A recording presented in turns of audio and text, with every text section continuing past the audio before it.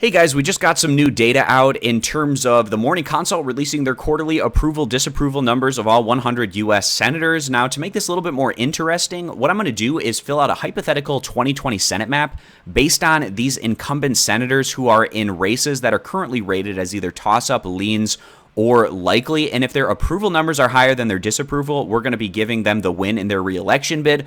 But if their disapproval numbers are higher, then we're going to give it to the challenging party, just to show you what that hypothetical Senate map might look like. So we have 14 individuals who fall under this category, and then outside of that, you have New Mexico, Kansas, and the special election in Georgia, but they don't have incumbents that are up for re-election in 2020. Those are going to be open races, so we're just going to leave them rated how they are.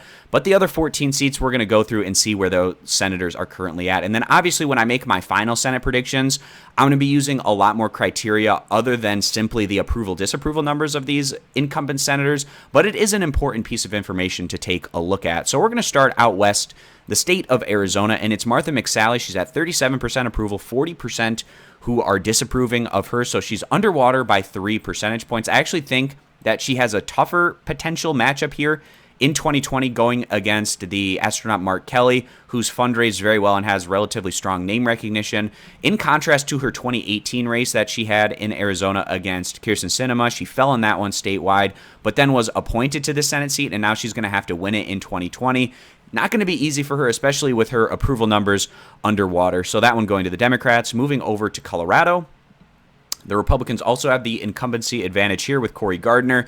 He's at 37% approve, 40% who disapprove, and he's also likely to have a very tough race here in 2020. He's underwater by a few percentage points, and whether he goes against the progressive Romanoff or the centrist Hickenlooper, each of those individuals would present a challenge to Gardner in a statewide race in Colorado.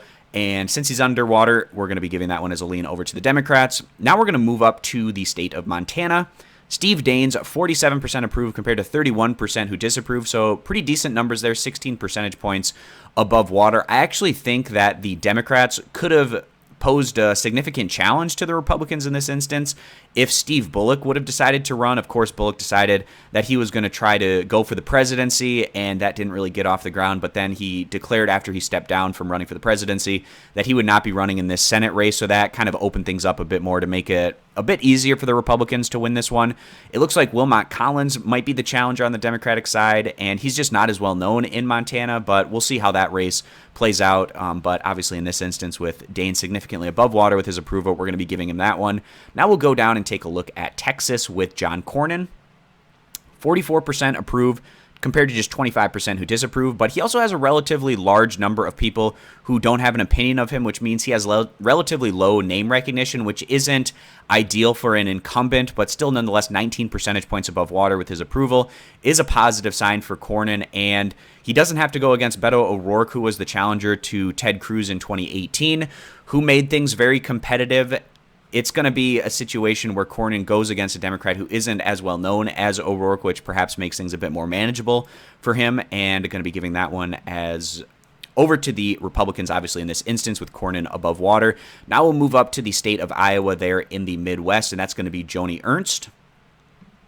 And Ernst has seen her numbers consistently take steps back over the past year or so from the Morning Consult, where now she's only at 37% who approve compared to 42% who disapprove. We'll see who her challenger ends up being, but also just the fact that the Democratic Party as a whole is spending a ton of time in the states with these rallies and town halls and things with all these presidential candidates is probably going to be a net benefit to the party in Iowa for elections in 2020, not just on the presidential level, but in some of these other areas. And with Joni Ernst, 5 percentage points underwater, we're going to be giving that one as a lean over to the challenging party, the Democrats. Now we'll move up to Minnesota.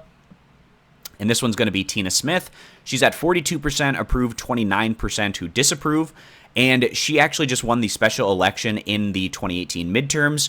Now, she's not going to be able to ride the coattails of Amy Klobuchar, who performed very well in her re-election bid in the state of Minnesota in 2018. So perhaps a little bit more challenging for Tina Smith this time around, but she is above water with those approval numbers. And Minnesota in general is a lean to likely Democratic state in those statewide elections. So now we'll move over and take a look at another Midwestern state, this one being Michigan, and that is Gary Peters, who is the incumbent at 37% approve, 29% disapprove, so a net positive 8 percentage points. But what's really troublesome for Peters is 34% don't have an opinion of him, which means he has very low name recognition statewide, which reduces his incumbency advantage, and he's likely to be going against John James, who ran on the Republican side in 2018, so able to build off a little bit more name recognition in that instance. And actually, James performed a little bit better against Debbie Stabenow in 2018 than I thought he was going to. He was in that one, lost by about 6 to 7 percentage points, which was a better performance than what we saw in the governor's race by quite a bit in Michigan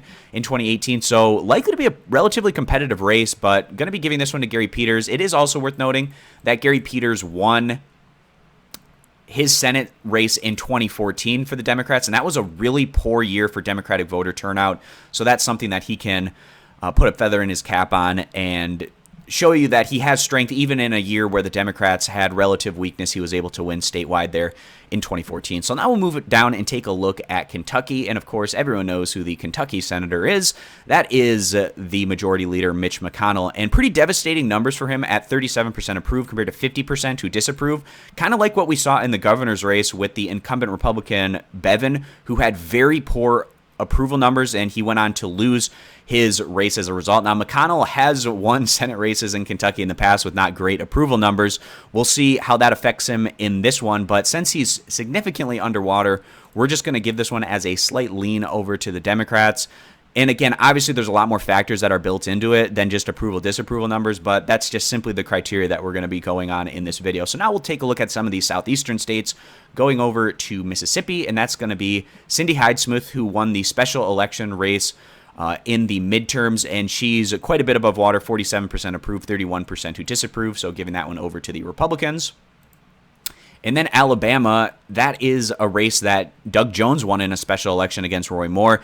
He's likely to go against a tougher challenger this time around. I don't think Roy Moore is going to win the primary on the Republican side, but it's actually kind of surprising to me that a Democratic senator from Alabama, which is one of the most partisan-leaning Republican states out of all 50, actually has a Democratic senator who's above water with his approval, 41% approve, 35% who disapprove. So in this instance, we'll be giving that one as a lean over to the Democrats. And then with Georgia, that is going to be David Perdue. Really strong numbers from him, 49% approve compared to 26% who disapprove. So we're going to be giving that one over to the Republicans. Now, if Stacey Abrams would have challenged him for this one, I think that the Democrats could possibly challenge Perdue. Maybe Abrams decides to run for the special election, which actually would probably be a little bit more gettable than having to run against an incumbent. We'll see how all that plays out. Now we're going up to North Carolina, and that is Tom Tillis.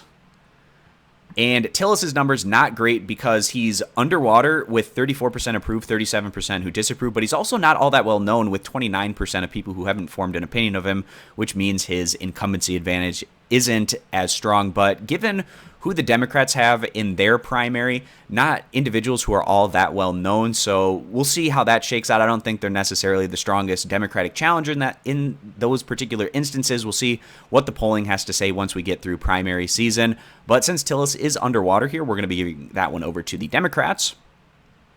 And just a couple more seats here. So we're going to go over to New Hampshire next.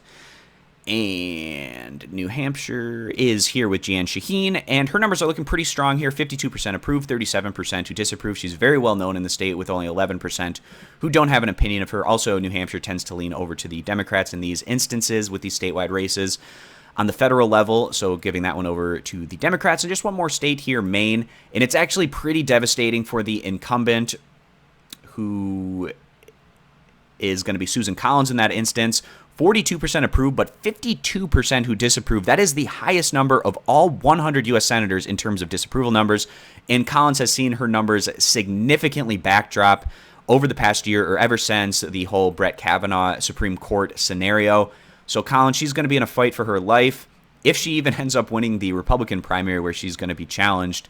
But she probably is going to go on and win that one, obviously, with a lot of name recognition there in the state. And then whoever her Democratic challenger ends up being, going to be a tough one for Collins with her numbers net -10 in terms of the disapproval in her state of Maine. So we'll give that one over to the Democrats as well. So that gives us 53 seats for the Democrats and 47 for the Republicans, and this is getting close to what would almost be a best case scenario for the Democrats, but it's definitely a positive sign for their party that so many of these incumbent Republican senators are underwater with their approval numbers with their home constituents, which leaves the door open for the Democratic Party to challenge these particular Senate seats in a successful manner. We'll see how all that plays out over the next year. So I appreciate you guys stopping by.